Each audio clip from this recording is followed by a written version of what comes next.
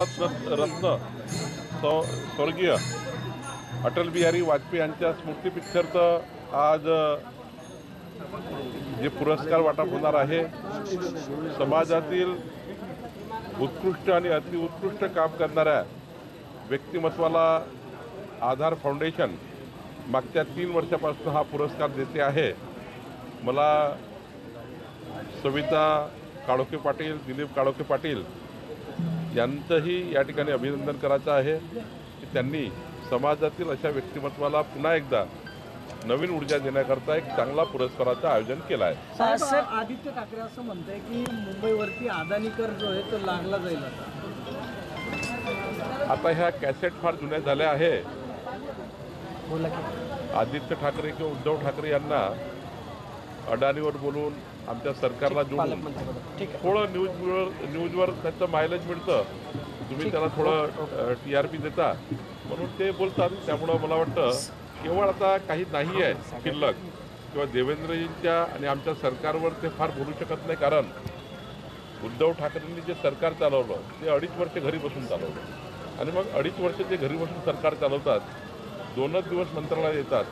अशा वेळी देवेंद्र फडणवीसांचं सरकार हे 365 दिवस 24 तास ऑफिसवर चालतं आणि ज्या पद्धतीने देवेंद्रजी सरकार चालवत आहेत आता बोलण्याला काही नाही म्हणून असं बोलत असतात। सर, ऑफर दिली होती का ते म्हणजे मला भाजपची महसूल खात्याचा प्रश्न होती का ऑफर? अशी असं आहे की मला असं वाटतं पास्ट काय झालं यामध्ये फार न जाता विरोधी पक्षानं विधायक काम करून देवेंद्र फडणवीस सरकारला, आमच्या सरकारला काय चांगल्या गोष्टी या महाराष्ट्रासाठी करता येईल याकरता मीडियाचा स्पेस घेतला पाहिजे।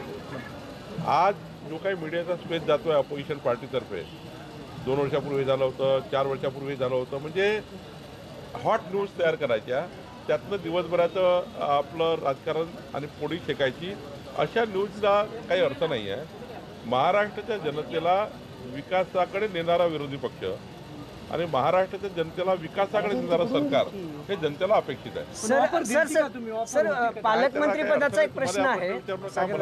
सर, पालकमंत्री पदाचा प्रश्न आहे। भरत गोगावले यांनी रायगडच्या पालकमंत्री पदावर पुन्हा दावा केलाय की आम्ही याच्यावर लवकर तोडगा काढू, असं काही बोलणं झालंय का? आमचे 3ही पक्षाचे नेते देवेंद्रजी, एकनाथजी, अजित पवारजी बसतील आणि मी सुद्धा असणार आहे, त्यामुळे अजून काही या विषयावर चर्चा झाली नाही। ज्या दिवशीपासून हा विषय थांबला गेला तो थांबलाच आहे। निश्चितपणे आम्ही लवकरच बसून यावर तोडगा काढू। जरांगे पाटलांचं आंदोलन सुरू आहे, तब्येत खालावल्याची माहिती कळते। जरांगे पाटलांचं आंदोलन सुरू आहे, तब्येत खालावल्याची माहिती कळते। आता जरांगे पाटलांचं जे आंदोलन आहे त्यावर मी परवाही बोललो की त्यांना आंदोलन करण्याचा पूर्ण अधिकार आहे, सामाजिक आंदोलन आहे।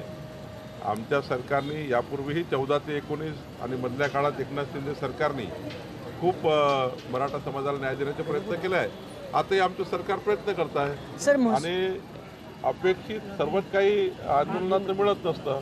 आंदोलनाचा मूळ गाभा असतो समाजाला न्याय मिळण्याचा, मराठा समाजाला न्याय मिळण्याचा, तर आमचं मराठा समाजाला न्याय देण्याचं काम चालूच आहे आणि सर्वात जास्त काम आमच्या सरकारनं झालं आहे। पालकमंत्री पदावरून शिवसेनेचे नेते सर, महसूल खात्या संदर्भात एक प्रश्न आहे। तुम्ही जिल्हाधिकारी आणि जे कलेक्टर किंवा इतर तहसीलदार आहेत त्यांना आदेश काढलेत, काय ते आदेश आहेत आणि कसं त्याचं मॅनेजमेंट होणार आहे? महाराष्ट्राच्या 14 कोटी जनतेपर्यंत महसूल खात्याचे अधिकारी हे पोहोचले पाहिजे, कारण सर्वात मोठी सेवा देणारं महसूल खातं आहे आणि महसूल खात्याच्या माध्यमातून 2 दिवस प्रांत, 2 दिवस तहसीलदार, 1 दिवस जिल्हाधिकारी, 9 कलमी कार्यक्रमावर जर आपण प्रवास केले तर मला वाटतं एक चांगला शासनाचा चेहरा आणि शासनाकडे प्रलंबित कामं कलेक्टरेटला आणि प्रांताला खेटा मारून लोक तपासले आहेत आणि त्यामुळं हे कंटाळलेले आहेत। त्यामुळं हे कंटाळलेली जनता जी आहे आमच्या खात्याला, ती कंटाळलेली जनतेला गावामध्ये आणि आमच्या स्टेट शिवारामध्ये जाऊन न्याय मिळेल।